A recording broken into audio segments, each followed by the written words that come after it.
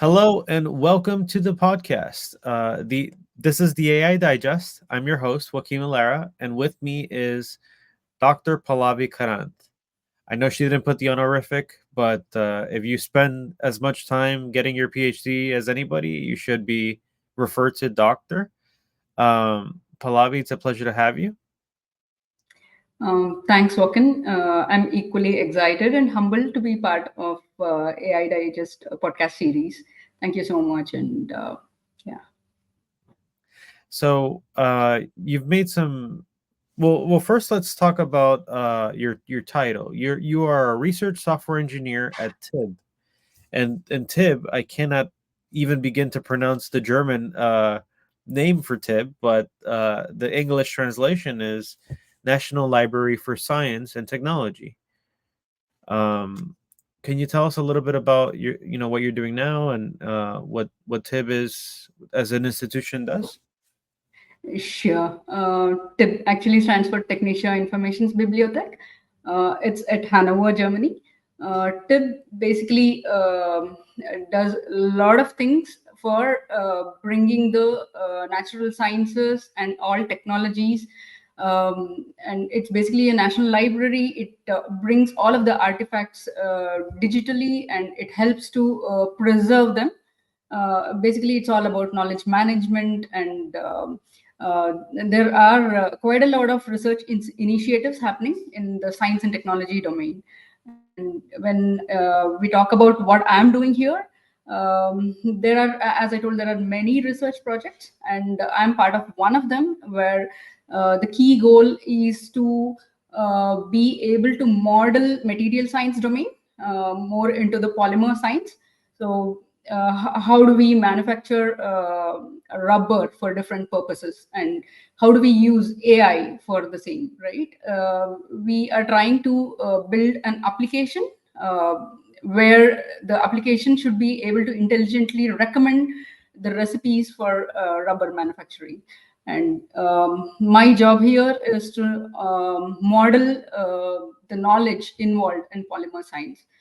So I'm into knowledge engineering, and yeah, I'm part of this research project. And quite recently, I'm here, and I'm excited to be part of it. Yeah, it sounds like a fun gig. I mean, it's not every day you get to check out different kinds of polymers, different types of reactions, and kind of model that so that you can create polymers based on any number of recipes. It really does sound like fascinating work. We live in a dynamic world with very fragile supply chains. At any moment, if you get away with one of the inputs, you have to think about how do I produce a substitute, and if we can automate that or enhance that with some computer recommendation system, I mean that seems like a very useful application of AI. Um, Originally, you are from Bangalore, and you said that you spent the majority of your life there. Yes, yes, I have been there for the last 39 years, and yeah, and I moved to Germany quite recently, and yeah, everything is new here, and trying to get used to the way things are here, and it's quite different from Bengaluru. Yeah. If anybody's listening in from Hanover or Germany, reach out to Pallavi to grab some coffee or vegetarian version of schnitzel. I don't know. You're gonna have to help her explore a little bit. But you are an expert in a number of semantic topics, technology topics, ontologies, the semantic web, knowledge graphs, and you've been working with these technologies since 2009, right? Yeah, yeah, yeah. Yeah, my journey began when I was doing my master's program, and it has been a long yet fulfilling and rewarding journey till now. And I started doing my master's at PES Institute of Technology, Bengaluru, and there was a time when I had to present a research paper, and that is when I got my first connect with my mentor, Dr. Kavi Mahesh. I had the opportunity to work at ontological engineering lab at PES University, Bengaluru. And this led to my journey in the area of web semantics and knowledge engineering. Those were pretty much the early days of semantic web, and that is when the drawbacks of keyword search were very well known, whereas the semantic search was still in early research phase. We were working on things like XML, hyperlinks, and we also conceptualized something called as super links to enable knowledge retrieval, right? We would call it as knowledge retrieval and not information retrieval. My master's thesis was about this. It was about integration of keyword-based search with semantic search. And those were the times where we also worked on curation of semantic data sets through crowdsourcing. Initial domains which we worked on were in the area of traditional medicine in India, which is called as Ayurveda. And we also worked on citation networks. So these were the initial domains we tried to model using ontologies. And most of our work, what we did was as part of the Center of Excellence there. It was called as Knowledge Analytics and Ontological Engineering. We also looked at integration of semantic data sets. There were quite a few then, like Yago, DBpedia, Freebase.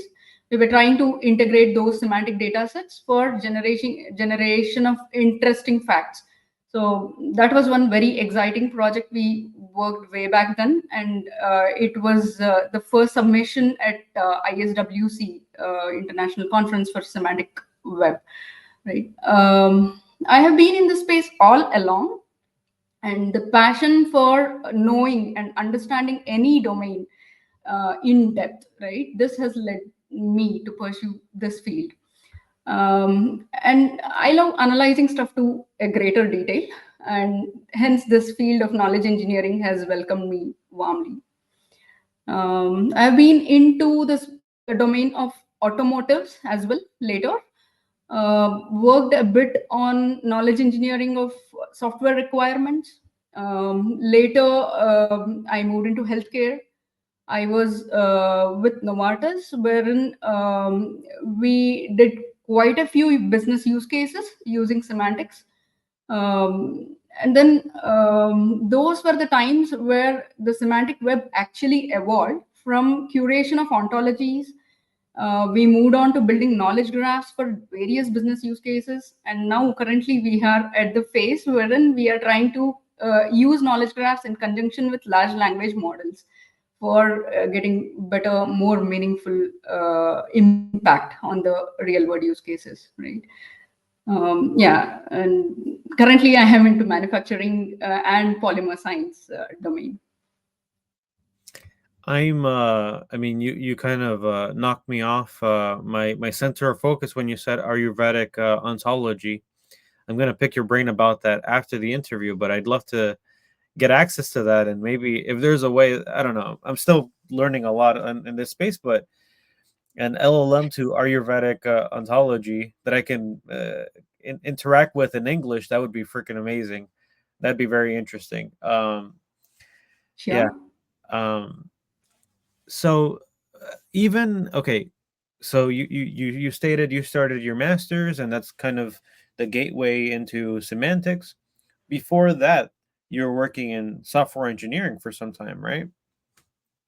Yeah, before that, I worked for automotive industry only, but it was pure software engineering. We worked on building softwares for navigation systems. So we were working on map data, and we were trying to process the map data to build something similar to Google Maps, right? That was way back then in 2006, between 2006 to 2009. Very interesting. And the topic that you felt comfortable discussing today, and we're kind of gonna build that up from elementary concepts up until we reach the topic of discussion is analytics on knowledge graphs, analytics with knowledge graphs, but basically a composite of those two ideas.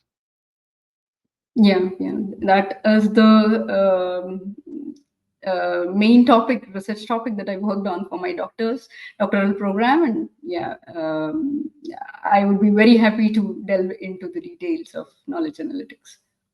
I want to preface my questions with I've interviewed maybe, I don't know, 30 something, maybe up to 40 people now. And I've collected little parts of the puzzle of what people have to say about semantics. One person in particular,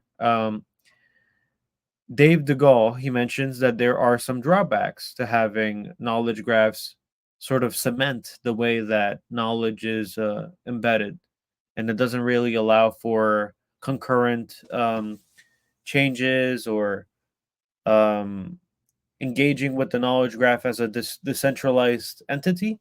So I will have to ask you about some of those things in a as we go along with the topic. Maybe you can shed some light on that. Maybe I don't fully understand, but I would really appreciate if you can help me understand that part. Um, so yeah, let's start where you are now. Right now, you've held a career doing this for over a decade, and you're working to create a recommendation system. First you model the domain, and you're going to build this recommendation system for rubber polymers. Can you tell us a little bit about what kind of methodologies you're using, how you get started with that kind of work? I'm curious what that looks like. Sure. Yeah. Basically, any domain for that matter, right? There are domain experts or subject matter experts, and for a knowledge modeler, the domain is completely new. It is like we are just getting into the school kindergarten, right? And so the same is the case with manufacturing industry or polymer science. For me, it is completely new. I have never worked in this domain before. So it all begins with having rounds of discussions with the subject matter experts. So we get to understand the domain, what are the key entities in the domain, how do they interact with the other entities, and we try to get the conceptual map of the domain in our minds, and then we build upon it. So we try to ask all sorts of questions to get the right understanding, because it is all about modeling the meaning, right? So when we say knowledge engineering, we have to get the meanings right. So we ask innumerable number of questions. We are very open to understanding the domain in detail, and then we also ask the end goal. What is the end goal when we try to model, right? So the end goal will help us to scope our discussions or scope our questions, and then this helps us to start with the knowledge engineering. So here there are a few documents already there out there. So we initially try to study those documents, go back with our own set of questions to understand the domain, and then it is basically an iterative process. So we do this, we show the model, we get the reviews done, and we come back and remodel, and this goes on. And a knowledge model, I would say, is not something static, or it is not something which we can say, okay, it is all done. And it keeps on growing. Knowledge keeps on growing, and with every interaction, there is something new which is getting added. There is something which is getting modified, and that is how it is going on. Now you mentioned a couple interesting things there. Let me see if I can encapsulate that. So you have a initial point of contact with the people that are soliciting this kind of work. You try to scope it out. You consume secondary pieces of information as much as you can, so that you can get a conceptual understanding of the basis of where you're going to be working on, and you can develop some sort of prototype from there. You engage with the subject matter experts to refine and continue to elevate and extend that model until you can fulfill the expectations of that engagement. Correct. You're right. And the one thing I would like to mention is whenever a domain is getting modeled, right, there is always initial set of questions that the ask would have. So the initial set of questions that the model has to answer, right? Mm. So it all begins there, and from there it goes on like a mind map. So it gets built as a graph or a mind map or a network, right? That's what makes the system useful, right? I mean, you're not just going to say, I'd like to know about drugs. What kind of drugs? What conditions? What applications? What should we be avoiding? That makes sense. Um, what changes have you seen in yourself, within your soft and your hard skills, from the time that you began your masters to where you are now? Okay, yeah, let me go back 15 years and come. Uh, when it comes to soft skills, right? I see inquisitiveness as one key skill that has helped me navigate the best, not just in academia, but as well as in industry. Right? You need to be having an open mindset and keep asking questions, right? You be inquisitive. This inquisitiveness always helps in being able to learn and share knowledge, which is the key thing to be in knowledge engineering. And I would say, like, we always should not start with some basic knowledge. It is like we start with a playing ground, and we, as I told, it would be like a kindergartner, right? Going to school first time. So any domain we model, we go with the assumption that we do not know anything, right? And we start learning from there, and there are no assumptions initially, and then we build on the knowledge, and then we would be able to fulfill the requirements to the most. So basically, being inquisitive, being open, being curious, as well as having good listening skills. So we should always be able to listen and get the answers from the domain experts or the subject matter experts out there for any domain. So all of these soft skills have really helped me to model any domain. So as I mentioned earlier, I have modeled different domains which are totally different in nature, and yeah, this is what has helped me. Now, Joaquin, if you ask me about the hard skills, right? Over the last 15 years, there are a wide range of hard skills that we had to pick and learn. When it comes to semantic web, there are basic W3C, World Wide Web Consortium standards defined. So we have RDF, Resource Description Framework, we have RDFS, and then we have Web Ontology Language, that is OWL, the different flavors of OWL. And we also have different programming languages which have been supporting for programming the semantic web.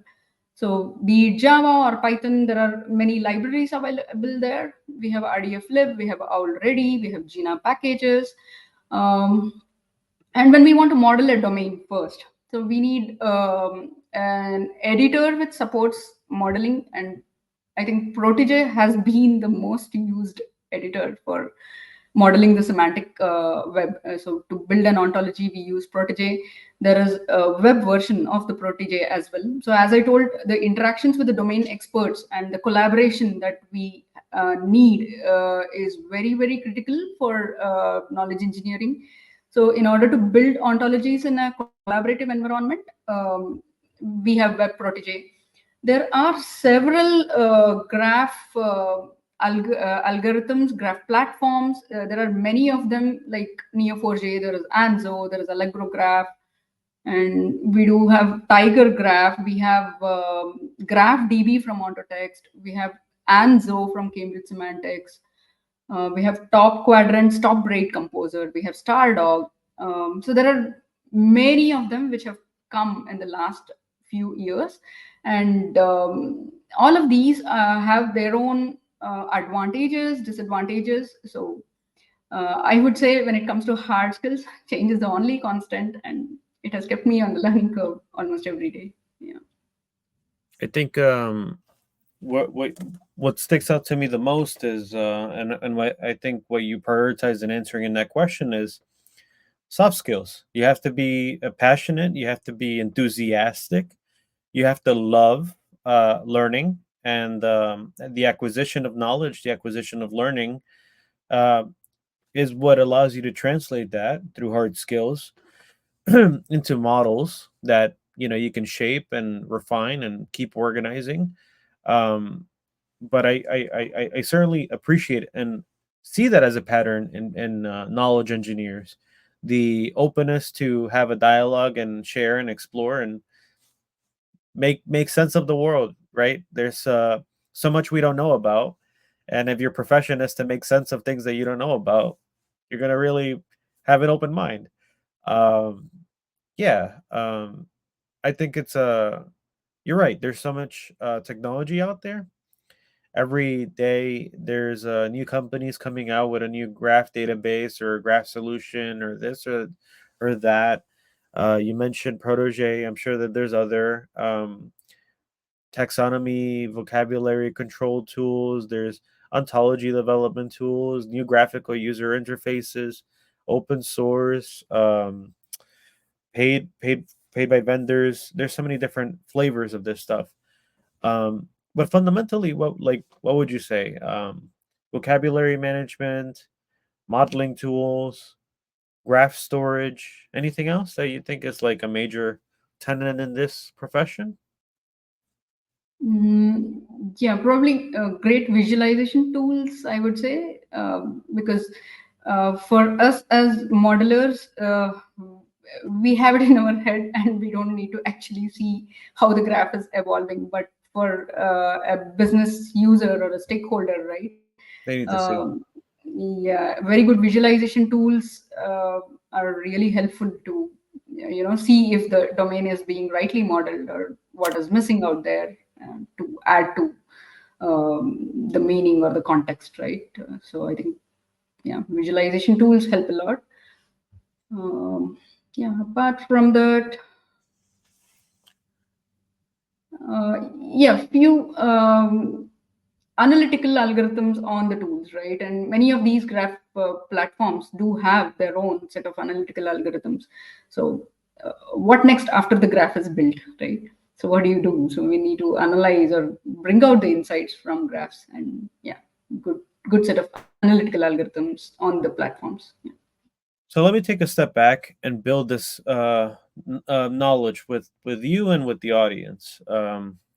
Just shoot some questions rapidly, and we'll quickly get to the topic at hand. So, what is data? Okay.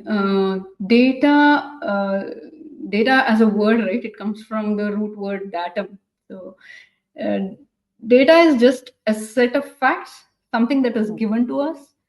It can be set of observations. It can be set of symbols, characters, right? And the raw form of data, I would say, is not completely understandable. We need some kind of context to understand the data, and so data today is the commodity, I would say, right?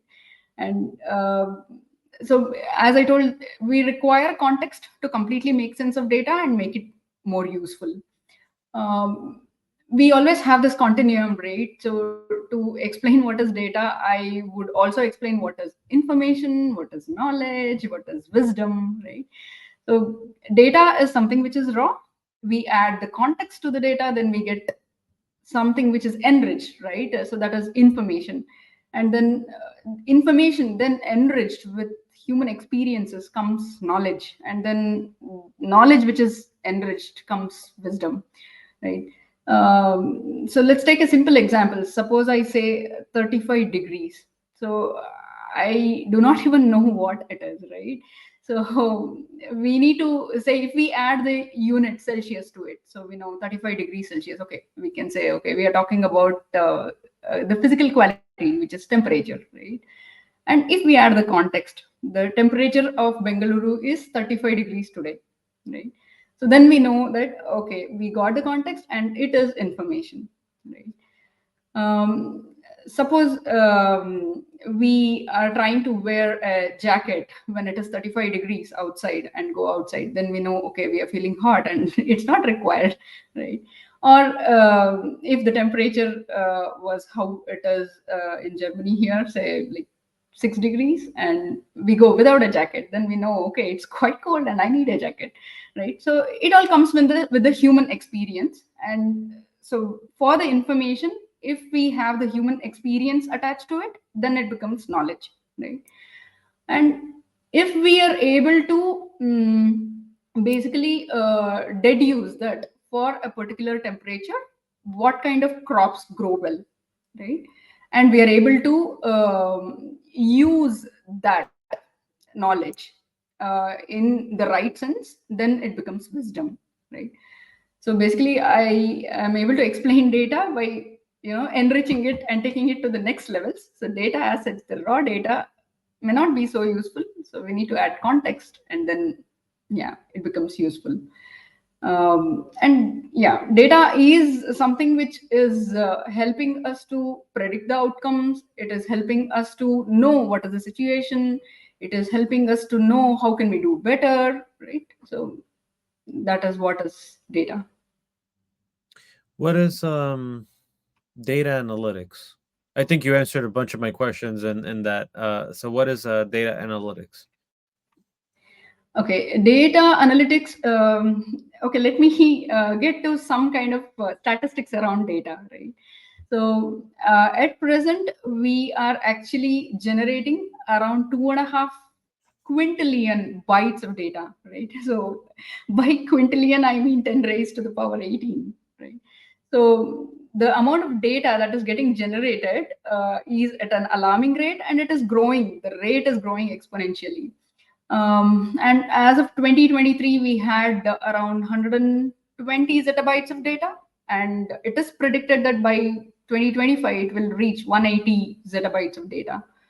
And there are many industries which are focusing on data and AI, and most of the data that is being generated is by internet users, right? So from this discussion, we know that the volume or the velocity or the variety of the data that is getting generated is alarming, right? And how do we handle this rate or this amount of data?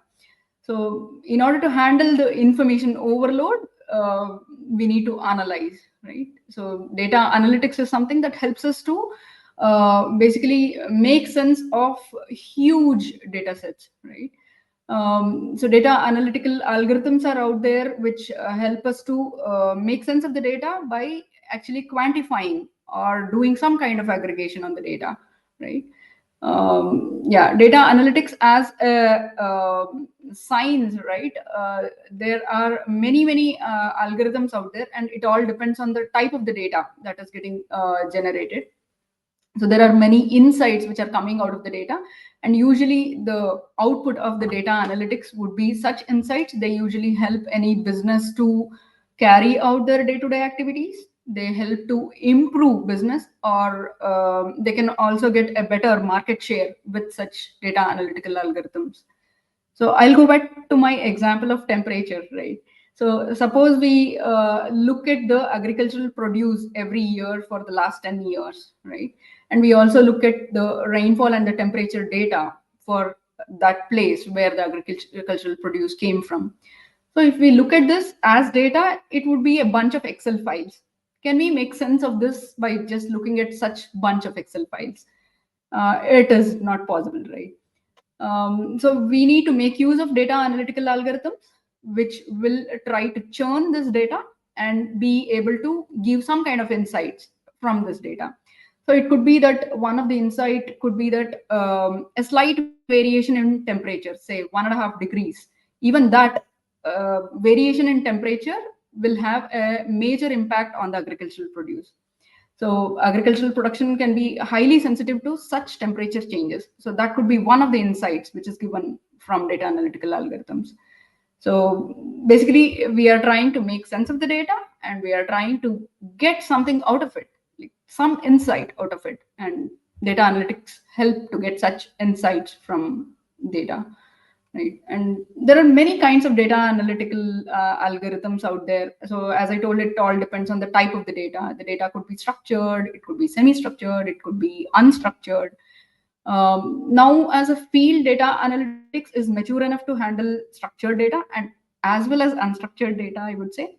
There are vectorizations of databases happening, and in this way, no matter at what rate the data is getting produced, right, we are able to transform the data into forms where we would be able to still churn this huge data and get something useful out of it, right? And businesses have a great impact by using data analytical algorithms. We know currently this is the age of IoT. There are sensors, there are chatbots, and whatnot. So a lot of data is getting generated everywhere, and the type of the data is also different. So data analytics basically helps to get something out of the data, something useful, which will lead to some kind of betterment, some kind of improvisation, right? Yeah. Yeah, let me see if I can summarize or to make sure that I fully understand all that. So, from the perspective of where you define data as the bottom of the knowledge, the data, information, knowledge, wisdom pyramid, it's things that don't have that have some meaning, that have some value, but it means nothing unless it has some sort of enriched context as to where it's being used. I can go outside today and I can grab my notebook and I can log the temperature. And every day I can go outside and log the temperature. Today, 60 degrees Fahrenheit. Tomorrow, 65 degrees Fahrenheit, 55 Fahrenheit. I can then take that and go into my computer and plug it into a spreadsheet. Um, I could also create an automated temperature sensor, something that collects data without me having to plug anything in, and it spits it into a spreadsheet and it aggregates it over a period of time. Now, a string of spreadsheets is not going to do anything for me. It's pretty useless. So I need to either convert that into some sort of visualization, some sort of chart, something that can help me reason with it in the context of where it can be useful for me as a person, where I can use the data to create patterns because things happen in cyclical natures.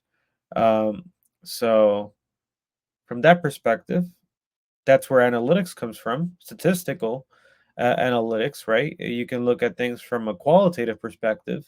What color is it? How much, what characteristics does it have?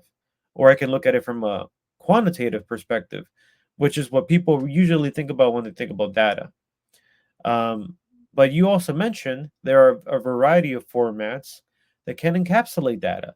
You can have structured formats like spreadsheets. We've been mentioning spreadsheets all this time, or unstructured. I could have a memoir. Every day I can have a journal and I could say, today was warm. It was this temperature. I saw some birds. Some of that is useful, some of that is not useful, but it depends on the context and what you're analyzing for. So, I think does that kind of encapsulate what we've been talking about so far? True, yeah. The context, the human experiences, and some kind of unbiased judgment out of all of these, right? So that is when it becomes useful, Truthful, and yeah, yeah, it helps to create an impact on the real world. Yeah, that is true. I mean, what good would it be for me to have a qualitative experience if I say warm or cold? It would be relative to me, but unless we use some sort of precise scientific instrument that can point out with a visual element some sort of tried and true method, then it wouldn't be a transportable piece of data. It would be a relative data. Hmm. true. Yeah, So, in the spirit of all this data talk, let's talk about fair, fair principles. I mean, I'm talking about writing things in journals, I'm thinking about putting things in my laptop through spreadsheets, but how is that useful if you're going to do that? If everybody does that, how do we share that knowledge with each other? yeah, yeah. Very true. So before pandemic, I would say almost everything was shareable within small communities, right? And the impact of the pandemic was so that we have realized that mm, it's not useful unless it is shared, it is made findable in the first place, right? Like, how do we actually be able to get access? How do we make it interoperable? So fair data is all about this. So making the data findable, making it accessible in the first place, making it interoperable with other fair data sets, and making it reusable, right? Basically, FAIR as a principle was defined for research and scientific data. So it was defined by the Go Fair community. It was way back in 2016 that it was defined. We make the data findable basically by being able to uniquely identify the data. So we have the data, we have the data that talks about the data, right? So both data and metadata, they are made uniquely identifiable. It is like giving an address so that you know where to find this, right? And we also make the data accessible. So there are protocols which can be implemented openly, and they can be used with along with authorization and authentication, right? And when we say interoperable, right, we would be able to use the same set of algorithms or the same set of operations on the data sets. Then we say that they are interoperable. So when we say two data sets are interoperable, they need to be able to talk to each other, right?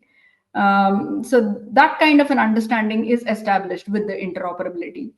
And when we say reusability, it is all about combining in various settings so that we benefit out of it, right? And as I told, the identifiers are helping to find the data in the first place, and the metadata has to be very clear. It needs to use all sorts of metadata standards available out there. And both data and metadata usually have a common knowledge representation language. So as I mentioned earlier, right, there are knowledge representation languages like RDF, RDFS, OWL. So all of these, or any of these rather, need to be used as a common language between the data and the metadata. Then it becomes um, accessible and understandable, right? And FAIR is basically not open data because it is not open to everyone. FAIR is open to an extent, but only to the extent that it is necessary, right? It's not completely open. And basically, there are defined principles or steps to make the data fair. And how is it helping? Research is where it is getting maximum benefits out of. So once the data is fair, we can combine several fair data sets to answer open research questions, right? So when there are two different scientific communities and they have their fair data sets available, so we can foster cross-discipline research, right, with the data being fair. And this way, there are many resources out there to make the data fair. There are fair cookbooks, there are fair maturity models, and there is something called as fair convergence matrix. So all of these are resources which are helping to make the data fair. And uh, especially there are go fair implementation networks, and they have created everything available for any beginner to make their data set fair. And yeah, fair is very important to benefit out of the research data or the scientific data.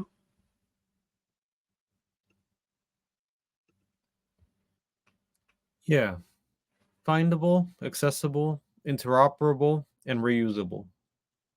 I like what you said that fair doesn't mean that it's going to be open to everybody forever. Uh, it could be private, it could have some level of opacity, but the idea is that you make it so that you can operate with other people if necessary, and you can open with other organization, other communities as necessary.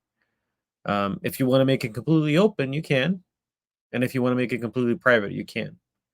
But there's a spectrum of openness that you can exercise. Okay, well, I think that leads us to the next question. How do you harmonize data from multiple sources? Okay, this is yeah. I mean, it has a whole lot of steps or process involved, because it all depends on what kind of data sources you are trying to integrate or harmonize, right? Let's say two Um, say two data sources, and then let's say five, and then maybe that could be how we can graduate from the first simple exercise to the more complex one. Yeah, yeah. So it basically requires understanding of the data to be able to harmonize them, right? So it requires some kind of reconciliation. We need to align, we need to merge. So these are some of the basic operations which are involved in harmonizing data, right? So when we say reconciliation, we need to find the data scope, right? And we need to check if the scope is overlapping. And in that case, we reconcile the data, right? And there are several rules to build to harmonize data. And these rules depend on if the data elements are simple enough, or they're mildly complex, or they're more complex, right? Um, so once we know what type of a data element it is, then we can categorize them as simple or relatively complex and more complex. And then the rules are also relatively simple or a little bit more complex. And then they're very complex rules to harmonize the data. So then once we have these rules, right, we align the data from different sources. So now taking the example of two sources, so we try to align the data, and we try to merge the data as a final step for harmonization. So basically, unless we understand the semantics or the context in which the data is getting used, and the end user applications, we wouldn't be able to build the rules for harmonization. So as a first step, we need to see what the data is talking about, and in what context, and where is the um, application, and what is that application which is going to use this data post harmonization, right? So suppose we are trying to harmonize the data to be able to visualize, to take informed decisions, right? Say for competitive insights, uh, if we are trying to visualize a bunch of data sources and trying to take some kind of decision on top of this, then we know, okay, we need to reduce the number of dimensions of the data in order to make sense of that data. If there are too many points out there on the graph, then it's hard for the human mind to get to some decision. So based on the end goal, uh, we know, okay, there are these many dimensions in the data, and some of them are useful, some of them may not be relatively useful. So we do such kind of a categorization, and then we start with the process of reconciliation and building those rules, alignment, and then finally merging all of them. um, we also need to see if the data is, in the first place, is it very raw, right? If it is very raw, then it would require all kinds of cleansing steps, right? We need to transform, we need to find out the relationships between each of the attributes in the data set, right? And we need to make use of these relationships to build the rules for harmonization. I would give again one very simple example relating to the temperature and a city's or a state's temperature, right? So suppose we have data sets for a state's temperature over the years, and it is for different cities. The temperature is measured in different units, and the cities are called by different names. So this is a very simple example. So when we say harmonization, we need to map the city names, right? Say it is called as Bengaluru in one place, Bangalore in another place. So we just need to reconcile and say, okay, we're going to use the term Bengaluru from now on, and we would just harmonize to one single value.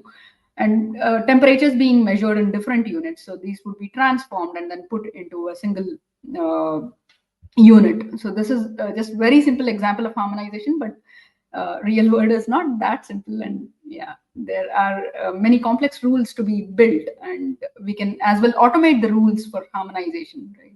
Once we have a set of rules, we feed it to the machine, we make it machine understandable, and then machine would be able to suggest new rules for harmonization.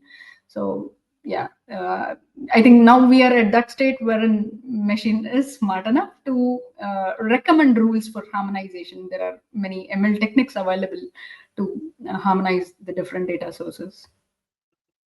So first, you would just steep into each data source and just get a lay of the land, right? How complex, how secure. Those are the two filtering criteria that you kind of look at first. The context in which it's used, I guess that would be the third filtering criteria. And then that's just to get acclimated to the data sources themselves, right? Until you can Correct. figure out the shape, the context, the security measures, and all that stuff, the governance, then you could start to combine them, to merge them together. But even so, you still need to clean and make sure that there are all these intermediary steps so you can make sure that even if you combine them, you don't combine garbage or you don't combine problems into one Frankenstein disorder. You want to make sure that if you do it right, you do it clean. Naturally, in every kind of data system, if there's human intervention, there's going to be mutations, there's going to be problems. Even with normal systems, as they expand and things happen, there's going to be problems. So you want to make sure that you can pick those out, so you can have the cleanest set, so that machines can readily work through those clean data sets to recognize patterns without any errors or missteps or you know getting tossed in the wrong direction, getting misled by some sort of bad data. Yeah, agree very much with you. Yeah, garbage in, garbage out, right? So yeah. And then we didn't even need to go into the five data sources, but that's just the depending on how complex it is, it's just as you said, it's beyond the comprehension of the human mind at one time. You have to just chunk out scopes at a time until you can reason with the whole five sources of data. And if you can work in a team, even better. But the point is that everything needs to be reasoned with by a person until it can be modeled in a way that the machine can reason with it. And that's when you can kind of breathe easy, because Offload it's it. Yeah. Yeah. it's the first part of like constructing and architecting and making sure that the rules and everything is represented from the real world. Machine can take it over, offload. Yeah. So what is a knowledge graph? Okay, yeah. So with this topic, maybe we should start with what's in it for me to understand it better, right? So maybe I will go with few domains like e-commerce or finance or healthcare or just for social good, right? So okay, let's take a look at few questions that are coming to my mind now. What if we can understand the COVID pandemic, right, and its after effects based on the symptoms, based on comorbidity conditions that patients have, based on number of vaccines which were taken, based on the type of vaccine, and what was the gap between each vaccine in terms of the duration? How is our current body parameters versus how was it before the pandemic, right? So it is not just one dimension of data, there are multiple dimensions, and it isn't easy to get the complete picture just by looking at a bunch of data sets, right? If we put them in a multidimensional model like a graph, right, it makes a lot more sense. And maybe what if we can see which tweets and feedback or the reviews will influence customer buying patterns, right? So when we go to e-commerce space, do you think tweets and feedbacks or reviews can influence, right? And what if we can see the relationship between the prescribing patterns of the physicians? So are they based on factors like age, geographical locations? So when it comes to healthcare, like I get this question. So can we see the relationship between their prescribing patterns? Are they based on a few dimensions, right? And if so, what dimensions are um, more important than the others, right? Or if we can understand our spending patterns, right, better by mapping our expenses, the time of the day we bought something, the day of the month, ads that we see, our likes, our dislikes, right? So do these questions excite you, Woken? Yeah, no, I want to know, who got sick, where they got sick, and how is that virus spreading through geolocation. I want to be able to track population health in case there is a pandemic. Can I do Yeah. that? Can I do that now? I mean, I need to find some way of showing the way that people contact each other via in-person social networks, right?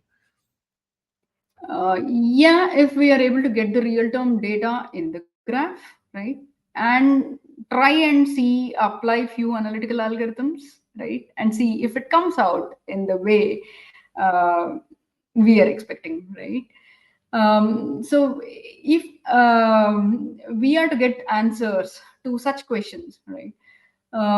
So I would say the technology is knowledge graphs. Right? They are artifacts and they can be constructed in any domain, and they are basically knowledge representation structures. Right? They hold the knowledge pertaining to any domain, and they make the knowledge machine readable and interpretable. Right?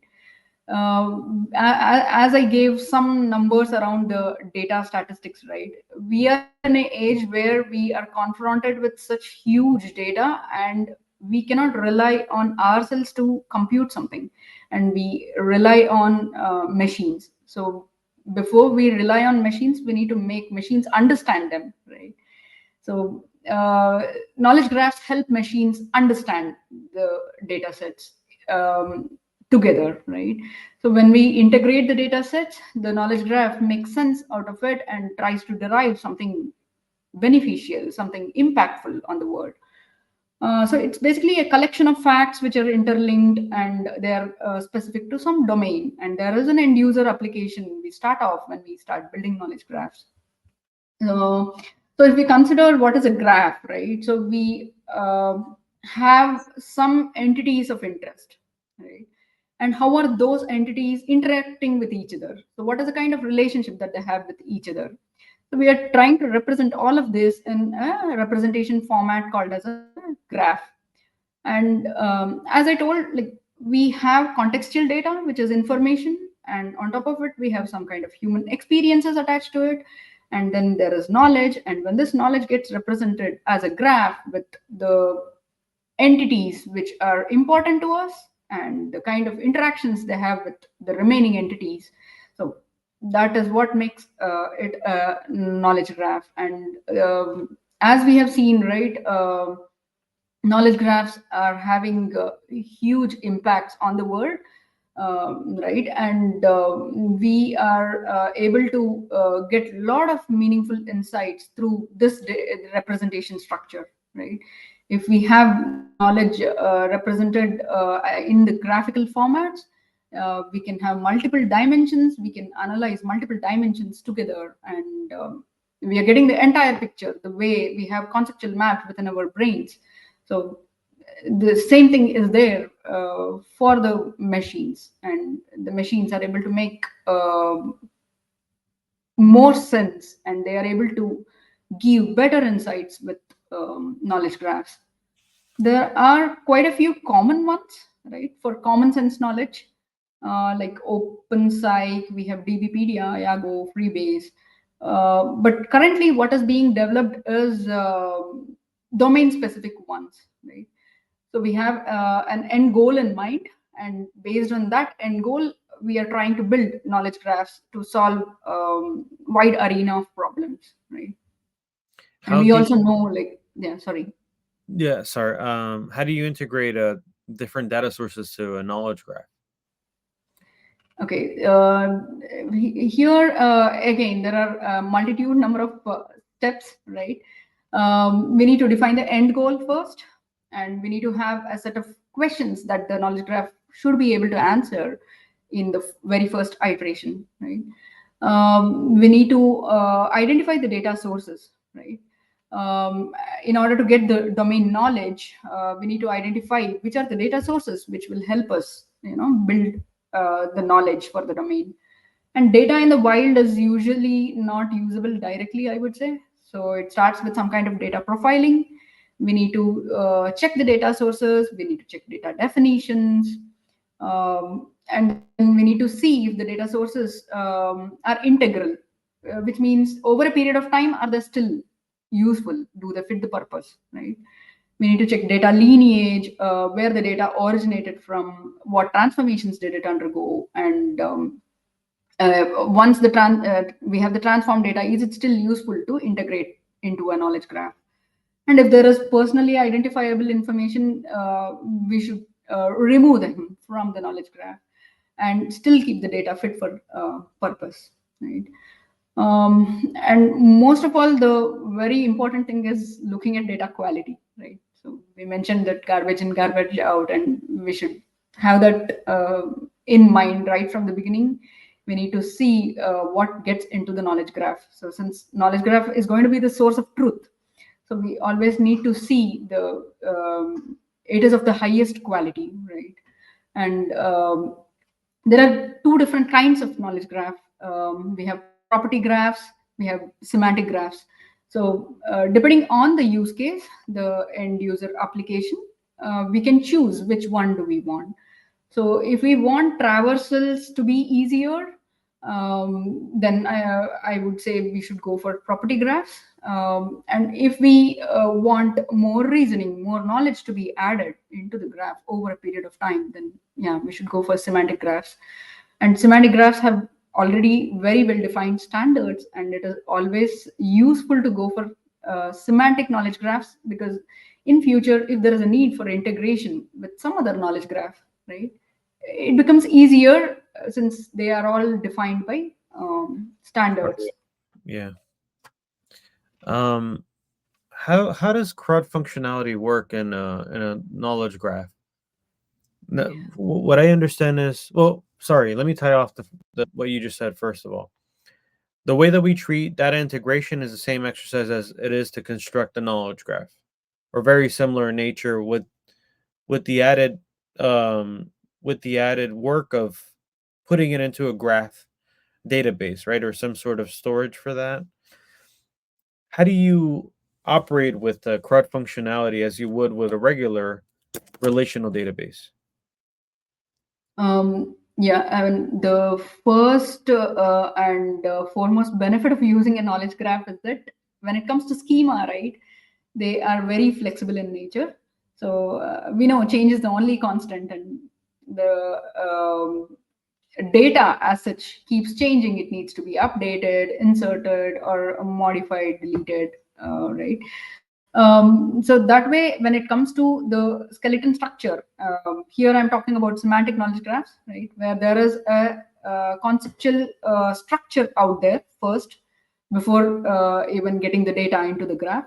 So when we say that conceptual structure, it is an ontology, which is the knowledge of the domain, and we first model the domain. In which case, irrespective of the changes that are coming in, it is very flexible to modify the schema here. So that way, be it a create or a read or update or a delete, it's all easy with the flexible schema. And mostly what happens is we normally use the graph platforms, right? The graph databases. So it depends on the graph database, and they kind of provide operations, the CRUD operations, as necessary routines or some kind of UI support enabled on the graph platform, and they make it very seamless for the end user. If we are building a knowledge graph without making use of these graph platforms, then we need to give the consideration of being able to update the knowledge graph or keep it intact by using some kind of indexing. So usually we use B-tree indexing to support CRUD operations in the knowledge graphs. So basically, when it comes to schema, I would say it is very flexible. So as the data is getting added into the knowledge graph, we should make sure that it is always consistent to the real world knowledge. The creation or the reading or the deletion insertion needs to be handled very well using indexing operations. So the biggest benefit and the biggest difference between a relational database and a knowledge graph is the flexibility in defining the schema and that you can keep extending it and all that stuff. It still holds that those sort of fair principles where findability is synonymous with giving it some sort of a unique identifier, um, but then everything else sort of stands on that accessibility. um, you can still regulate the opacity of who can access what, where, why, so you can segment certain parts of the knowledge graph to certain different types of user actor types. Interoperability, as you said, if things are based in standard semantic knowledge graphs, other semantic knowledge graphs based on standards should be able to communicate if there's some sort of matching of data. And then reusability, how does that fare with the CRUD model? Mm, reusability, yeah, we basically given the context, right? Once we have the context, and once it is interoperable, then it becomes reusable. So if uh, two knowledge graphs are findable, accessible, and interoperable, right? By interoperability, if we have some set of algorithms which can work on both the knowledge graphs, then we know that they can talk to each other, and then we can combine them and we can reuse them in different knowledge graph, right? So reusability helps in getting the most of already available knowledge graphs for our domain. There's this concept of validation. So validation would also kind of be like a preprocessor, right? Before you insert something into a knowledge graph or before you output something from a knowledge graph, validation is sort of like a intermediary layer to make sure things are okay, right? Yeah, yeah. Once we have the knowledge graph built, even before we uh, build an interface layer or a search layer for the knowledge graph, it is utmost important to have this step, knowledge graph validation. So it is a process of checking the correctness, like semantic correctness of the knowledge which is present in the knowledge graph, right? We need to check if the nodes actually represent the real world entities correctly. Do the relationships or the connections between the nodes make absolute sense? And the relationships always have some kind of constraints in the real world. So we also need to check if the constraints are explicitly specified. So basically ensuring this kind of semantic correctness becomes really important before exposing the knowledge graphs for the end user applications.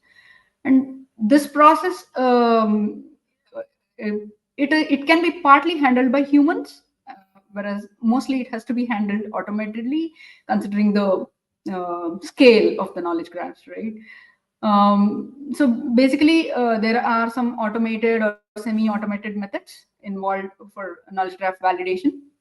So when it comes to common sense knowledge graphs, there are several fact databases, and we can check against those fact databases to ensure correctness. But when it comes to customized knowledge graphs or domain specific knowledge graphs, then we need to have customized techniques as well for validation, right? We need to check it the sources which contributed to this knowledge graph. We can have something called as shackle, which is shackle validation, shapes constraint language. It is again a W3C standard. So as we build the knowledge model, right, parallelly we build the shapes or the constraints which are out there for the domain, and we use these shapes to validate against the knowledge graph. So there are several libraries available there. So we use the shackle validation as one of the methods. Again, human has to be in the loop. So the domain experts should really help us out there to see if the semantic correctness is still maintained once the knowledge graph is built and ready to be exposed. Right. These these validation layers help prevent from inserting debris right into the knowledge graph. I mean, you always have to be vigilant to make sure, even as you're integrating new data sources, even as you're expanding, an old data source might just stop working or start producing garbage at any moment. You have to make sure that, as you said, it meets a certain expectation, a certain shape of data, right? A certain level of quality. So Correct. So knowledge graph is not something static. It keeps evolving, and yeah, it is always very important to see if the schema itself is consistent, right? Or if there is an inconsistency coming from the data or the inconsistency coming from the schema, because today's definition of planet is different from the definition of the word planet few years ago, right? So, like that, just in another few days, the definition of a concept can change over time. And did we incorporate the right definition, right? So, it is very important to have all those checks intact. and what is linked open data? Yeah, so this is basically open data. So it is not just fair, but it is open, right? It is openly accessible. It is machine readable. And when we say linked data sets, there is some kind of link to each other. They are linked by their design, right? They are freely accessible, and there are some design principles again defined for linked data sets. So the data sets need to be having objects which are uniquely identifiable, right? We have uniform resource identification (URI), which is used to uniquely identify the data in the linked data sets, and they need to be again accessible using the HTTP URIs by the HTTP protocol, and the data sets should be queryable. They need to have query endpoints, right? And basically we use resource description framework as a standard language for defining linked data. And basically, the goal to define linked data sets is to make them machine processable. And again, the amount of machine processable information will be very huge if there are linked data sets, and it can be leveraged for better interoperability. There's more knowledge discovery, it enables richer insights, and we no longer have information silos. They get connected through linked data. There is some kind of linking or reusing that happens across data sets, and they can have a lot of benefits by integrating or having those linkages in the linked data sets. Thank you for making the clear distinction between knowledge graphs and open linked data. Uh, Knowledge graphs may have some level of opacity because it might be proprietary, it might be open for use. There are open knowledge graphs, open knowledge networks, but open linked data is just freely accessible data that anybody can use to feed to have as a source for their knowledge graph if they wanted to enrich their own proprietary data sets. Um, we're getting near the end of the interview, but I would love to get from your perspective. Um, well, yeah, what are some common pitfalls in this profession, and what would you tell the freshers? What would you tell the juniors how they can avoid those pitfalls? Uh, okay. So usually when we start modeling knowledge, right, everything seems crystal clear initially, right? In abstraction, it is crystal clear. So, but the devil lies in the details, and so we need to keep our eyes open on various knowledge graph aspects, right? How do the underlying schemas interact? Are they interoperable? Do they talk the same language? Are they consistent with each other? All of these need to be considered while trying to build a knowledge graph. And we cannot be very specific on the application, end user application. Neither can we be very generic when it comes to modeling the knowledge, right? It's something we need to be in between, right? And every step in this building of knowledge graph, right, in the knowledge graph life cycle, we need a reality check, right? We need to see what is being modeled, what is the outcome, and is it close to real world, right? And it might so happen that we just go in the waterfall fashion, and it doesn't help if we go that way and later find out that the knowledge graph is not the replica of the real world, right? So it is always better to be agile here and have those reality checks defined. And one more thing is about the coverage of the knowledge from different sources, right? And how complete is our knowledge graph. So as long as the knowledge graph is having better coverage in terms of the real world data, we'll have better insights coming out of it. But if the coverage is very less, then the insights may not be valid, right? Um, so yeah, and some of the things that we need to give particular attention is there are several tools out there, and as I said, every day there is a new tool there, and we need to see what fits our purpose, our end goal, and then hang on to that tool, right? um, and when it comes to analytics, yeah, probably we didn't get much time today to talk about the analytical algorithms on the knowledge graphs. Yeah, and there are interesting analytical algorithms that anybody who is interested in knowledge graphs should delve deep on, right? And definitely they will evolve over a period of time, and yeah, that is where we need to keep our eyes open. Yeah.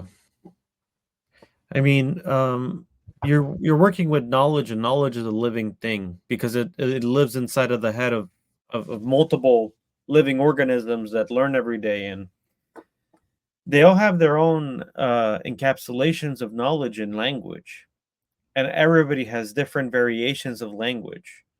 So even if you're integrating knowledge or data between different groups of people, they may represent the same things in different words, or the same things, or use the same word for different things. So you're eliminating some useful ideas there. I mean, it's hard to decipher uh, all the little details unless you can come in with an open mind and not get so dogmatic or gain too much confidence in the earlier stages of that abstraction. It makes sense, you know? The buildings are like that shape. Okay, go inside of the buildings and tell me what the rooms are. Tell me where the doors are. Tell me where the windows are. Tell me how many outlets. Tell me how tall the ceilings are. It starts to get very expansive once you start looking at the details. What let's just I want to hear about the analytical part. I'm sorry, we kind of got lost in the woods of here's how you build a knowledge graph from scratch, and here's the methodologies, and here's the considerations. What do we need to know about analytics from your perspective? Yeah, and analytical algorithms, as I said, depends on the structure of the data, right? So we have several graph analytical algorithms which need to operate. They basically operate on knowledge graphs. And when I say knowledge graph, I'm more inclined towards semantic knowledge graphs, where the actual meaning or the semantics and the constraints present, everything gets into the domain. So all of these algorithms, graph analytical algorithms, they basically take into consideration uh, the relationship between the entities, but not the constraints of those relationships. So when we say a graph, right? Graph is a forest. There are many trees out there. So we have hierarchical relationships present in the trees. We have non-hierarchical relationships as well in the graph, right? And the way we need to treat these hierarchical relationships and non-hierarchical relationships, or the way we need to treat the semantics which is present in the graph. So basically there is a difference. So we cannot uniformly consider all of them, so we cannot treat them uniformly. The hierarchical edges are completely different from non-hierarchical edges. The constraints present on the relationships are different as well. So as we traverse in the graph, the semantics changes when we are moving up or down in the graph hierarchy, or versus we moving across the edges, right? So basically there needs to be consideration given to the semantics which is there, and that consideration is what we call as knowledge analytics, right? It is a discipline at the intersection of analytics and knowledge representation. And many algorithms are out there which treat every edge uniformly, and they're trying to get insights. Of course the insights are much better than the regular data analytical algorithms, but there is much more we can do here in this space. I appreciate you giving a particular attention to that. Not all knowledge is treated as equal, and it's all relative, right? It's all based on your particular own knowledge, your particular context, and the use case you're trying to solve. I mean, you don't need to boil the ocean. You don't need to know all these other things. You need to know the one thing you need at the time you need it. So, cool. Absolutely. We're gonna hear your presentation for the data centric AI, right? We're gonna talk a little bit about this stuff. Sure, yeah, yeah. It's going to be a little more on this stuff and see how it is helping AI, right? Yeah. Well, Pallavi, it's been a pleasure having you, and yeah, we're gonna keep talking. Yeah, sure, Woken. Yeah, it was a great pleasure to me as well. And thank you for this opportunity.